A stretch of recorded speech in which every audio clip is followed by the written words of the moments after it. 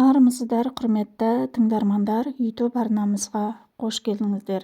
Бүгінгі топтамада Конфуцийдің нақыл сөздерімен бөлісетін боламын. Арнамызбен бірге болыңыз. Конфуций біздің заманымызға дейін 551 жылы дүние есігін ашып, бір империяны аузына қаратқан ойшыл. Оның әкесі Шулиан Хэ асыл тұқымнан шыққан сарбаз еді. Лу әмірлігінде үлкен абыройға ие болған, батыр артына ұрпақ қалдыру үшін 3 рет үйленген. Алғашқы әйелінен 9 қызы болды, екіншісі оған ұл сыйласа да, сәби жетілмей туылды. 63 жасқа таянып 3-ші рет отау құрған кезде, сол кезде ғана Конфуций атты ұлы дүниеге келіп, әкесін қуанышқа бөлеген еді. Кейінірек бұл қуаныш тек әкесінің ғана емес, бір империяны бақытты екендігі белгілі болды. Атақты Конфуцийдің ойларына қазіргі кезде барша адамзат құлақ түріп қызығып отырады. Олай болса, сіздердің де назарларыңызға осы даналықтардан үзік сырды ұсынамыз. Жаның қалайтын істі тап, сол кезде ешқашан жұмыс істемейтін боласыз. Кек алуға кірісіп жатсаң, 2 қабір қазып дайындай бер. Өмір өте қарапайым нәрсе, оны күрделендіретін өзіміз. Өзімізге қалайтын нәрсені басқаларға да тілейік, бұдан асқан адамгершілік жоқ. Жақсылыққа жақсылық қыл, зұлымдыққа әділеттікпен жауап бер. Қоғамды біріктіріп ұстап нәрсе адамдардың бірін-бірін ойлап қамқор болуы. Жақсылық ойлап іс қылсаң, көпшілікте саған жақсы көзқараспен қарайтын болады. Ақылсыз адам өзгенің оны түсінбейтіндігін айтады. Ақылды адам өзгені түсіне алмай жүргенін айтады. Текті адам кемшілікті өзінен іздейді, ақылсыз өзгеден іздейді. Ойыңның тазалығына жұмыс істе, сонда ісің де таза болмақ. Жақсылыққа жақсылықпен жауап бер, зұлымдыққа ақ жүректілікпен жауап қат. Дайындығы жоқ адамды соғысқа аттандыру сатқындықпен тең. Жұрттың мені түсінбейтіндігіне қайғырмаймын, өзім жұртты танымай жүргендігіме қапаланамын.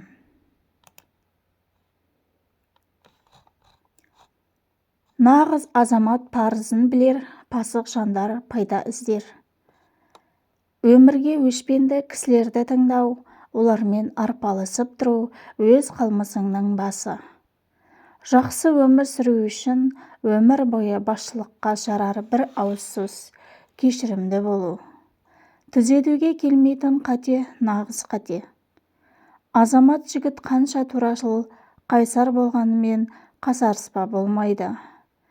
Өзгелердің бақытсыздығы туралы көп ойланатын адам өз басына түскен бақытсыздықты оңай көтереді.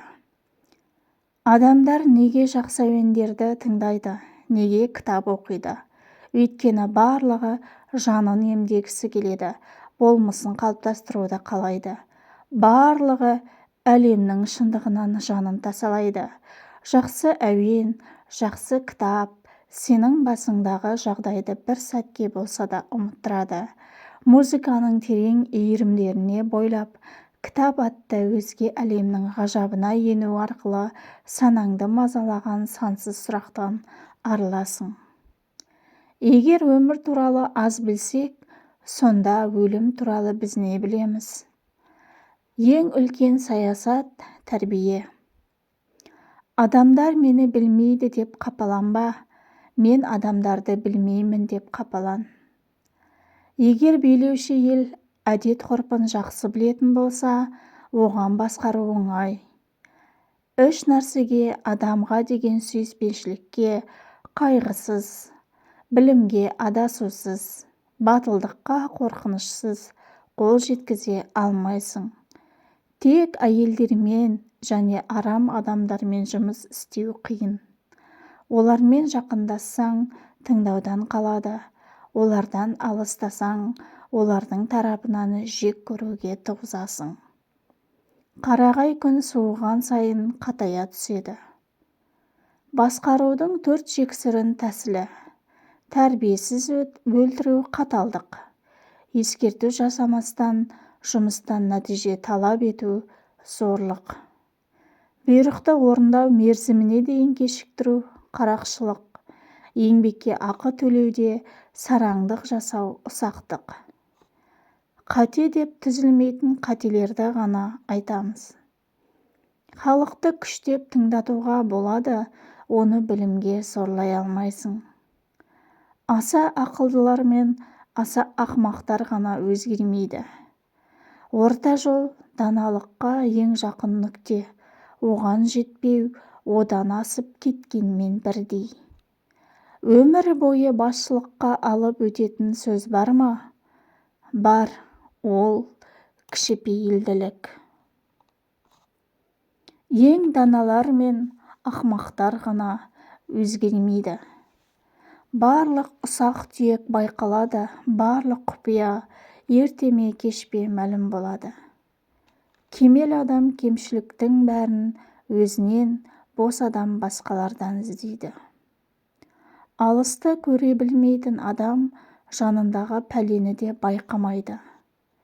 Сіздің қанша іс істегеніңіз маңызды емес, маңыздысы қаншалықты пайдалы болғанында. Біз теңізге тамған тамшыдай ғана ақыл тыңдаймыз, есесіне оны шелектеп таратамыз. Адамдарды үйретпей, соғысқа аттандыру, оларды сатып кету деген сөз. Жақсы адамды көргенде оған теңелу жайында ойланда, ал жаман адамды көргенде өзіңді өзің зерте. 15 жасымда мен білімге бет бұрдым.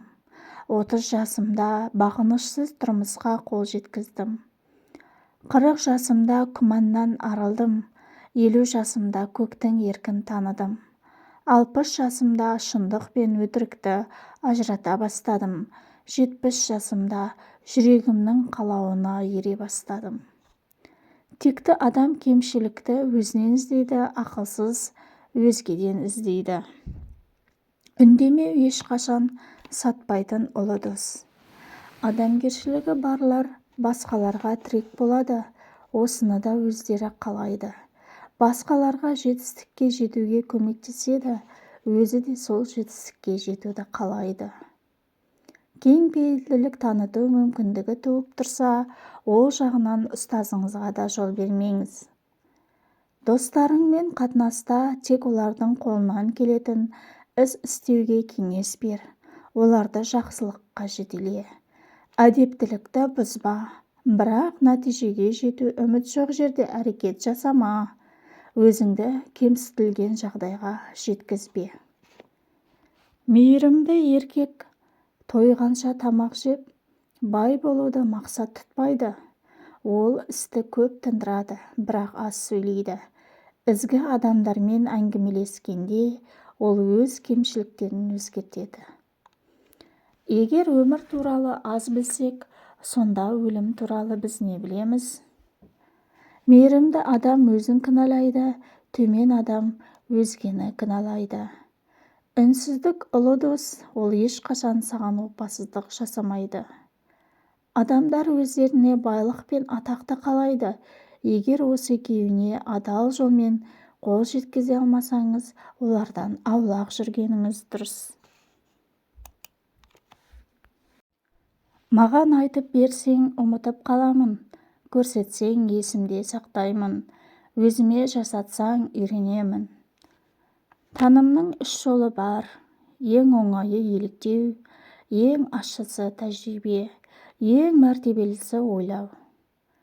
Адамдар мені білмейді-ау деп қапаланба, мен өзім адамдарды білмеймін-ау деп қапалан. Адамдар кедейліктен және белгісіздіктен қорқады. Егерде екеуінен де құтыла алмасаңыз, намысты жоғалтпай, оларды қабылдаған жөн. Біз өз көзімізге сенеміз, бірақ оларға сенуге болмайды. Біз өз жүрегімізге де сенеміз, бірақ оған да сенуге болмайды. Есте сақтаңдар, шәкірттерім, ақиқатында адамды тану оңай емес. Билеуші, билеуші, ал бағынышты, бағынышты, әке, әке, ал ұл болу керек. Дана қобалжуды білмейді, адамгершілігі бар қам жемейді, батыл қорқынышты білмейді. Егер видео ұнаған болса, жақындарыңызбен бөлісе отырыңыздар. Назар салып тыңдағандарыңыз үшін көп рахмет.